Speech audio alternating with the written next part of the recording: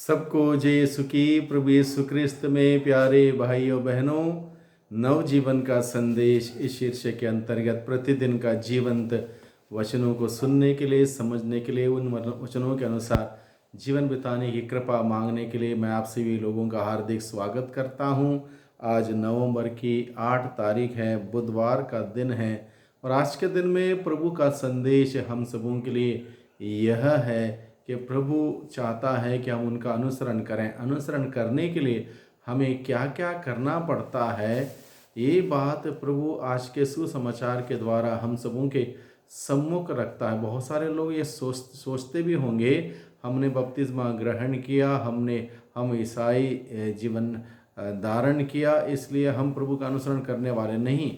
भीड़ के साथ शामिल होके प्रभु के अनुसरण करने का मतलब यह नहीं है कि हम प्रभु के शिष्य बन गए। प्रभु के शिष्य बनने के लिए कुछ महत्वपूर्ण निर्णय लेने पड़ते हैं, महत्वपूर्ण कार्य करने पड़ते हैं और एक उत्तम जीवन व्यतीत करना पड़ता है, तभी जाके प्रभु का शिष्य बन सकता है। वही बात आज के सुसमाचार के द्वारा प्रभु हम सबों के सम्मुख रखता है। मुख्य रूप से हम मनन चिंतन करें आज के सुसमाचार पर। संत लूकास के द्वारा रचित सुसमाचार अध्याय 14 प्रसंग 25 से 33 के प्रसंग में यहाँ पर लिखा है, ईसा के साथ साथ एक विशाल जन समूह चल रहा था। उन्होंने मुड़कर लोगों से कहा, यदि कोई मेरे पास आता है और अपने माता पिता, पत्नी, संतान, भाई बहनें और यहाँ तक कि अपने जीवन से बाहर नहीं करता तो वह मेरा शिष्य नहीं हो सकता। बहुत बड़ी भीड़ यीशु के साथ साथ चल रही थी। प्रभु यीशु ने कहा, देखो भीड़ में से हर कोई चल सकता है, क्योंकि भीड़ में चलने के लिए कोई व्यक्तिगत फैसला नहीं करना पड़ता, कोई निर्णय नहीं लेना पड़ता है। सब चल रहे हैं तो हम भी चल रहे हैं।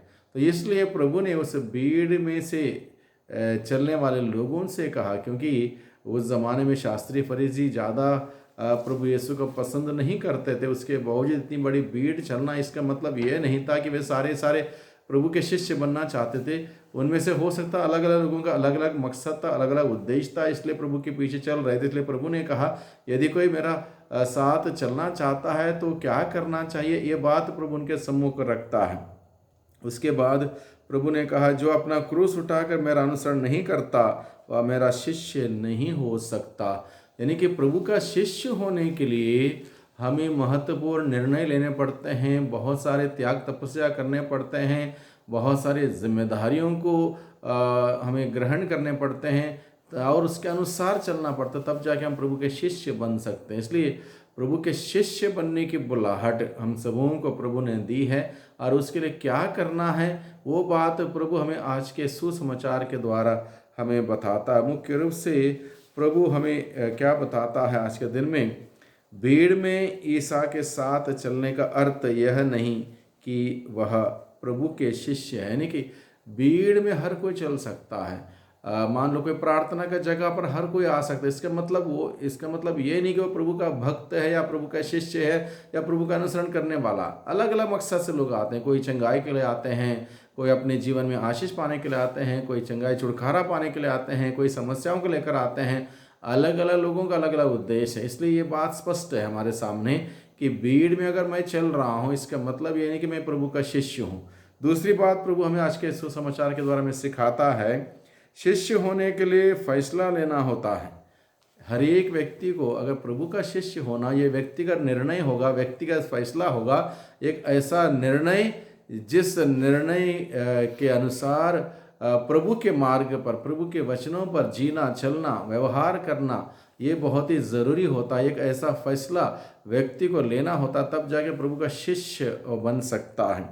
तीसरी बात आज के सुसमाचार के द्वारा प्रभु हमारे सम्मुख रखता है, जो प्रभु का शिष्य होना चाहता है उसे अपना परिवार, बंधु मित्र सब कुछ त्यागने होते हैं। यानी कि प्राथमिकता उसको प्रभु को देनी होती है, प्रभु के कार्यों के लिए देनी होती है, प्रभु के जीवन जीने के लिए देनी होती है, ना ही अपने घर परिवार, अपने बंधु मित्र, अपने दोस्त इस पर ध्यान देना हो, बल्कि यहाँ पर उन्हें एक प्रकार से प्राथमिकता तय करनी पड़ती है कि बंधु मित्र परिवार को लेकर, प्रभु को लेकर प्राथमिकता तय करनी होती है। प्रभु सबसे आगे, प्रभु का कार्य आगे और अपना परिवार उसके बाद इस प्रकार की प्राथमिकता में उसको निर्णय लेना पड़ता है। इसलिए प्रभु कहता है, जो अपना क्रूस उठा के मेरा अनुसरण नहीं करता वह मेरा शिष्य नहीं हो सकता। जो अपने भाई बहने और यहाँ तक कि अपने जीवन से बैर नहीं करता वह मेरा शिष्य नहीं हो सकता। प्रभु की बुलाहट बहुत ही चुनौती भरी है, बहुत ही डिमांडिंग है।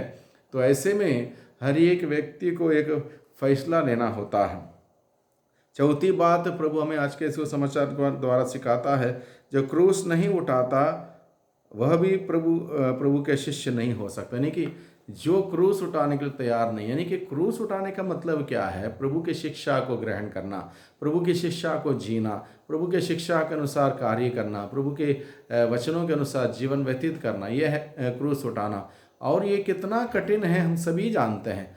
प्रभु की बातें बहुत अच्छी लगती हों, प्रभु के संदेश बहुत अच्छे लगते हों, उस संदेश के अनुसार, उन बातों के अनुसार, उन वचनों के अनुसार जीवन व्यतीत करना कितना कठिन है हम सबों के लिए। हर दिन यह चुनौती भरा है, हर दिन यह संघर्ष भरा है, इतना आसान नहीं है, क्योंकि हम सभी दुर्बल हैं, कमी कमजोरियों से भरे हुए लोग हैं। ऐसे में हमें हर दिन वह पवित्र आत्मा की शक्ति, सामर्थ्य और पवित्र आत्मा की अगुवाई की हमें आवश्यकता पड़ती है। अन्यथा हम सोच जरूर सकते हैं, लेकिन उसके अनुसार कार्यान्वित नहीं कर सकते। इसलिए प्रभु के अनुसरण करने के लिए वो क्रूस उठाना, यानी कि अपनी इच्छाओं को त्यागना, प्रभु की इच्छा के अनुसार जीना, अपनी योजनाओं को त्यागना, प्रभु की योजना को ग्रहण करना, उसको समझना, उसके अनुसार आगे बढ़ना कितना ज़रूरी हम सबों के लिए प्रभु ये बात आज के दिन में हम सबों को सिखाता है।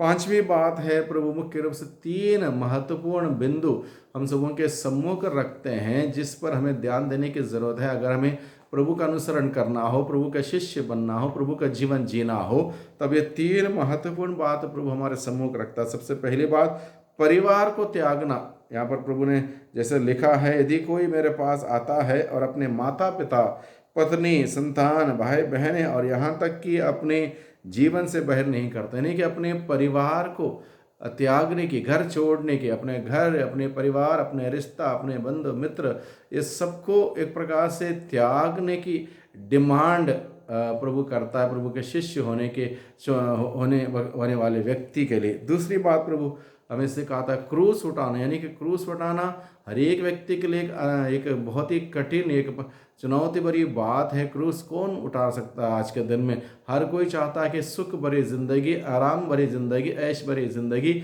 जिसमें कोई तकलीफ ना हो, जिसमें कोई परेशानी ना हो, हर प्रकार की सुविधा से भरी हुई ज़िंदगी हर कोई चाहता है। ऐसे में क्रूस उठाना कौन चाहता है? इसलिए प्रभु का कहना क्या है? अगर मेरा शिष्य होना चाहते हो, क्रूस उठा। प्रभु ने स्वयं क्रूस उठाया हम सबों की मुक्ति के लिए, और उस मुक्तिदाता प्रभु यीशु का अनुसरण करने के लिए हम सबों को क्रूस उठाना होगा। हर एक व्यक्ति के जीवन में अलग अलग प्रकार के क्रूस हैं, और उस क्रूस को उठाए बगैर हम प्रभु का अनुसरण नहीं कर सकते, प्रभु का शिष्य, प्रभु का अनुयायी नहीं बन सकते।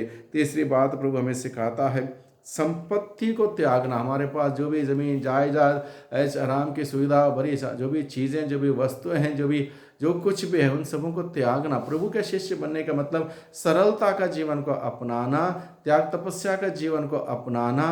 प्रभु के शिष्य बनने का तात्पर्य तपस्या का जीवन, यानी कि गरीबी का जीवन, इस प्रकार का जीवन व्यतीत जो कर सकता है वही व्यक्ति प्रभु का शिष्य बन सकता है। ऐसी बुलाहट प्रभु आज के दिन में हम सबों को अपने वचनों के द्वारा देता है। इसलिए प्रभु के वचनों को हम सुने, समझें। प्रभु मुझसे और आपसे, हम सबों से क्या कहना चाहता है, इसकी गहराई तक जाएं, और उसके बाद आत्मा से प्रेरित होकर ऐसा निर्णय लें कि मैं प्रभु का हूँ, प्रभु का अनुसरण करना चाहता हूँ, इसलिए प्रभु के वचनों के अनुसार जीवन व्यतीत करूँगा।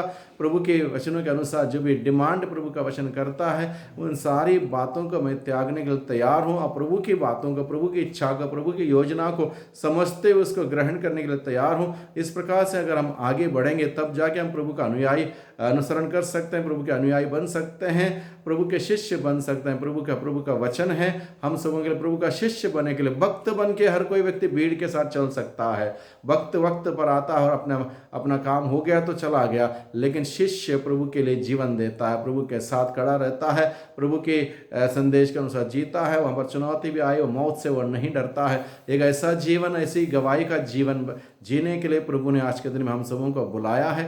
इसलिए इस बुलाहट को हम समझें, उस बुलाहट को ग्रहण करें, उसके अनुसार जीने के लिए प्रभु से शक्ति और सामर्थ्य मांगें। सर्वशक्तिमान पिता परमेश्वर, धन्यवाद देते हैं आज के दिन के लिए, आज के वचनों के लिए। आज के दिन में प्रभु आपने अपने वचनों के द्वारा हम सबों से बातें की हैं, आपका अनुसरण करने के तात्पर्य हमें सिखाया है, कितना गहराई से हमें आपका अनुसरण करने के लिए बहुत सारी बातों को छोड़ना, त्यागना और उनका किनारा करते हुए हमारा ध्यान आप पर केंद्रित करते, आपके वचनों पर केंद्रित करते हुए आपका उस जीवन को जीने के लिए आपने हमें बुलाया। हम आपको धन्यवाद देते हैं प्रभु। हम सभी दुर्बल हैं, कमी कमजोरों से भरे हुए लोग हैं, हमें आपके आत्मा की शक्ति सामर्थ्य की आवश्यकता है।